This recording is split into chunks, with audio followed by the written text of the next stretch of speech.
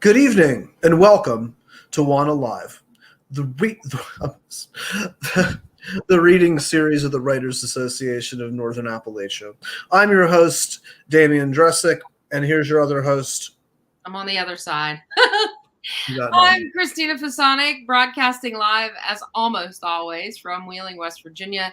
How are you doing over there, Damian? I know you've been ill. As you can tell, my cognitive functions are not About like usual. I'm kidding.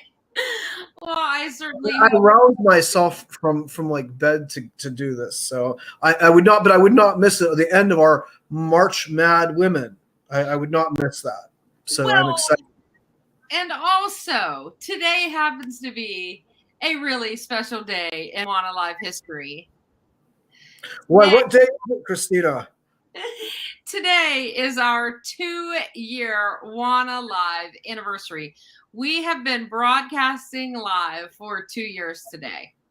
That's amazing. Yeah, so I know a lot has happened in the past 2 years, and I thought before we brought tonight's guest on that maybe we could watch a very short, but I think poignant retrospective of the last 2 years, which includes a memorial tribute to one of our show's guests. And so I'll allow everybody to take a look at this, give you a little respite for talking. And before I show it, I just want to thank all of our guests and all of our writers and everybody who's ever watched the show or shared the show or participated in the work that we do with the Writers Association of Northern Appalachia. So here we go. 2, 1, 0. Oh, we are live. Good evening. All right. Hello, everybody. They were beautiful, majestic, something to collect the same way we hoarded the Indian head pennies and arrowheads we found on our walks in the woods. My splendid rock and roll. It can be a different story. But whenever I think about him, I always imagine him trying to repopulate his wallet. All of a sudden, we're getting like tens of thousands of votes. We don't say words of affection, no matter what we goddamn love. Guidelines, rules, lines, emotive ties, and unties. Maybe it would be more accurate to say that Pittsburgh is among the oldest new places. I'm already lightheaded. Try to catch my breath, make sense of silences that have sheltered me for 3 years. It's too late. She's cold. He gave a peculiar emphasis to the last word. In Las Vegas, women are made of polyester and plastic. They appear very authentic, fooling even the closest observer. Far off its course, but everything was off. You went where you had to go. A rare salamander, critically endangered. Axolotl could become one animal that lives nowhere. I miss you. The few years we had together, I will never forget. You're not here. The water was warm at first, then cold and really deep. What I knew was that none of her days were for me. Keep smiling. You look so pretty when you smile. Kicking his feet, bucking like a lame mule. This was his way of introducing me to his father. To really understand his life, you got to take it back to the beginning. Your easy words still make a spark. Oh, I wish I had a harder heart. Indeed, that I'm probably the only one who remembers that it happened at all, which is as it should be, I suppose, because not even immortality lasts forever.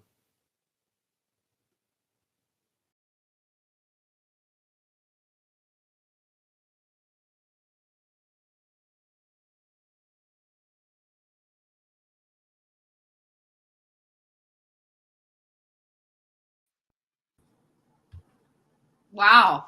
I still can't believe that, one, we get to do this, and two, that writers keep coming on the show and talking to us and doing all the cool things with their work. It was really nice to see. very much so. It was such a wonderful group of writers, so kind to share their work and their time with us, and it was also really touching to see Ed. He was one of a kind, warm and witty and generous. And I really love talking to him and meeting him for the first time on the show. And yeah, I mean, and of course that was only a tiny percentage of the people who've been on. We've had more than 100 writers on the show, thousands and thousands of views and shares and likes. And I just feel like we're really lucky to be able to do this. So who do we tonight? Tonight, we have the last of our March Mad Women month, and certainly not the last of the Mad Women, though, because there's so many women that have graduated or that are still participating in that program through Carlow University. But tonight, we have Beatrice Wright Vasser, who has lived in northern and southern states, and she's a world traveler. She is an author of 3 books, The Circle, My Life, Verses from My Journey, The Color of Black, and Black Mandemic. Her work has been published in Heart Journal Online, Dion's Project Volume 2, Pittsburgh Post-Gazette, Victoria Ministries website, Living Through 2020, covered by Prayers and Hats, the Pink Rose Press, and Voices in the Attic. She has delivered poetry forums for a 2019 Atlanta, Georgia Black History Celebration, 2022 Frostburg State University, and for ISALA, Association for the Study of African American Life and History. She is a member of the Mad Women in the Attic workshop at Carlow University. Let's bring out Beatrice. Hey. Hello. Thank you so much for coming on the show. Yes, I appreciate you inviting me. It looks so bright and sunny where you are. You look like you're coming to us from summer. Well, no, that's just my dining room lights. See, I was thinking more like a cathedral or something. So nice lighting. So what will you be reading for us tonight? Well, I will be, as you know, this is Women's History Month, and this is the last day of women's history. And I thought that I would read something most likely about Black women. We know that it's very different for each racial group. And for Black racial group, it's quite different. And I thought I would read some of that. Wonderful. All right, we're going to pop out and then we'll be back when you're finished reading. All right. To keep me emotionally vibrant and mentally healthy through my journey as a woman of color or a Black woman in these Americas, I learned to dream.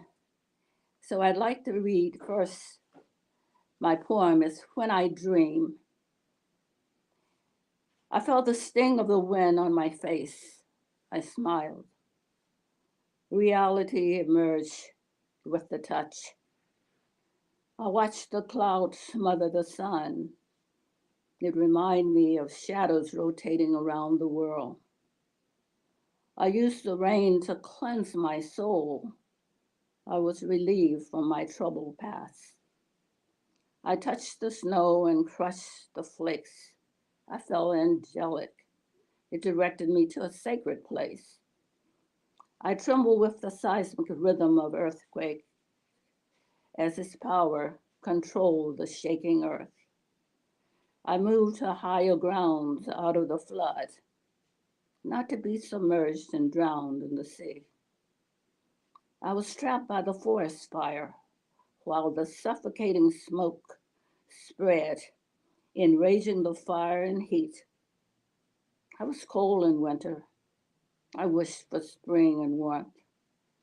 I admired the sun, the stars, and the flowers. They made me happy. I am ecstatic when love. I have heartbreaks, smothering sorrow. I am a dreamer who loves to dream. I'm a visionary. My dreams distance me from hate, prejudices, and troubles circling in today's world. My second poem is called Why Did You Kill My Son? This expression is the racial fear of Black women, especially women and mothers, of the brutality that has happened to our children and especially our sons. Title, Why Did You Kill My Son? The white cop said, stop, pointed his gun. Arms are raised in the universal sign of surrender. Palms are visible. Unarmed, don't shoot. Please don't shoot, he said. The gun discharged. Fear, prejudice, lack of training, screams, penetrating pain as my son tried to run away. The shot pierced his side. Bent his arms to grab the wound. His body is in shock, breathless, jerking and trembling. He fell and stumbled to the ground. The shooting continued. Dazed in disbelief. Pain is excruciating. Blood is seeping through his shirt. Coughing, spitting blood and film as he slides into unconsciousness. The smoking gun, held with arms extended, still pointing at him, with red eyes, contorted face, said explicit N-words, too harsh to repeat, while my son slipped slowly into another world. A mother cried, my son, why did you kill my son? And to move on to the love that George Floyd felt for his mother and how he wanted her to protect him in this time. The title of the poem is The Breath of Life for George Floyd. The baby's first breath denoted the beginning of life. A cry as the mother cradles and holds him to her breast. A Black man dies saying, I can't breathe. He calls for his mother to soothe his memorable needs. Please, please, I can't breathe. Unconsciously tells his mother, remove the knee that is choking me. Screams from onlookers yell, stop, he cannot breathe. And African America has shown no respect or sympathy. Without the video, they would say, resisting arrest. Years of enslavement power still exists. Visible police brutality and untold truths while observing a chokehold holding 9 minutes, 29 seconds without release. An act of systemic racism practiced without regard shows a display of human suffocation. Where is my God? Emancipation did not give the breath of life to slaves. The freedom to breathe without consent still lingers today. Those are 4 points that I have read.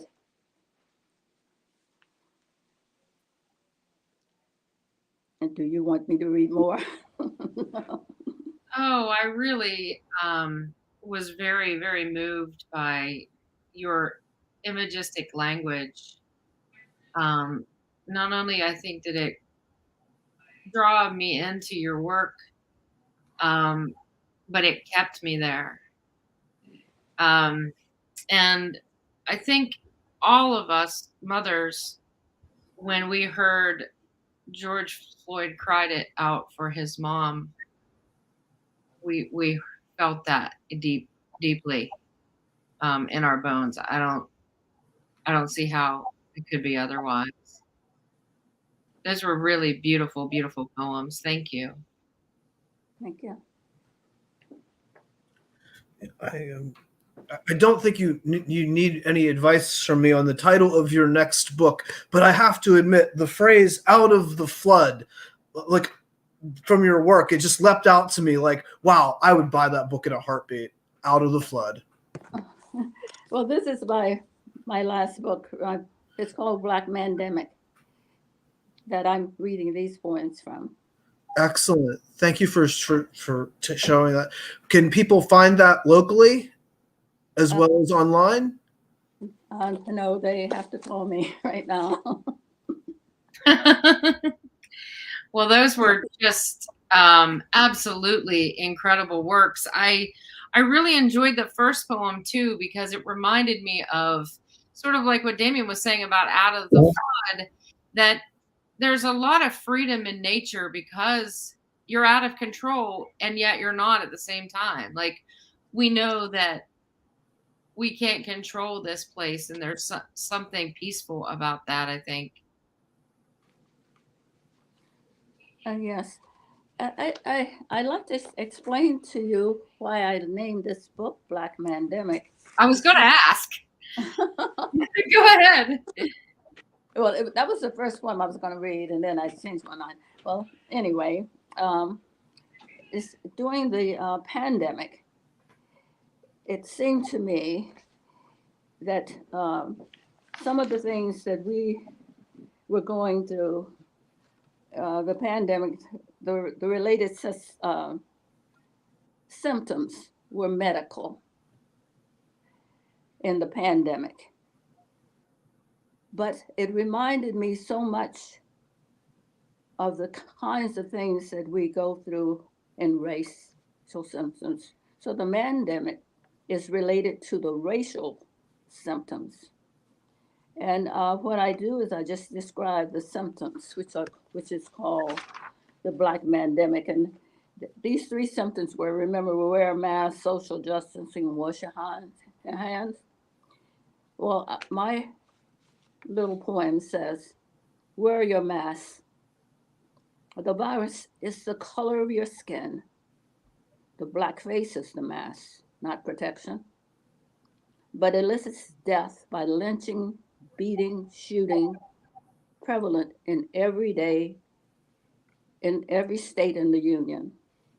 Social distancing, the segregation rules and regulations, forced to the ghetto, to reservations, schools, work, home, recreation facilities, avoidance to buy homes, positions, and economic gain. 1% Black blood law written still lingers today. Wash your hands. They are not clean. Cannot wash the demon away. The Black Mandemic is a contagious infection in the heart and brain of the white-powered Amina, searching for wealth and control to succeed. No law is a vaccine. Wow. That's incredible. Truly. Thank you so much for that, and for all of your work and coming on the show and sharing it with us. And you've got a little fan group going over here. People have been tuning in and writing comments. So Ronald Sanders says, congratulations, Dr. Beatrice Vasser. And we also have from, let's see, it says, Dr. Margaret Bernice Smith Bristow, branch historian for the Hampton Roads ASA LOH branch sends you kudos. So glad to have your book and shared it with my family. So it's awesome. E. Beaumont Hansen says, I'm very proud of my aunt. Oh, that's lovely. We both finished HBCU's undergraduate. The same woman raised us many, many years apart. So Aunt B, as Aunt Maggie taught us, keep on keeping on. This is wonderful. One of our regular listeners, Patricia Thrushart, says that she honors your testimony. Thank you. And Jessica says, it's been an amazing show. So all good things coming in from our audience tonight about your work. Well, I thank you very much. I do appreciate the comments that they are making. It makes me feel pretty good. I was a little nervous about it. Oh, you did great. It was wonderful listening to you read. Thank you. Thank you. Thank you so much for coming on. You're welcome. Yes. So that concludes our March Mad Women Month. And we'll be moving on to more great writers coming on the show next month. And lots of follows. And Jeff We've Oak. got Jeff Oak next week. Yes. Yes. And I think before we go, don't you have an announcement that you want to make about something that's going on with you, Damien? Oh, well, I thought you'd make it. Oh, okay. Well, Damien's book, Fables of the Deconstruction, was just nominated for the, is it Best Fiction Prize? No, it's a finalist. It is a finalist, not was a finalist. For the big other award for fiction. And I should have allowed you to announce it because I completely messed all of that up. Well, I have the clue and forgot the name of the show. So, Well, I certainly hope you feel better. And we'll see you all next week. And thank you again, Beatrice, for being on. Good night, everybody. We'll see you next week. Have a good night, y'all.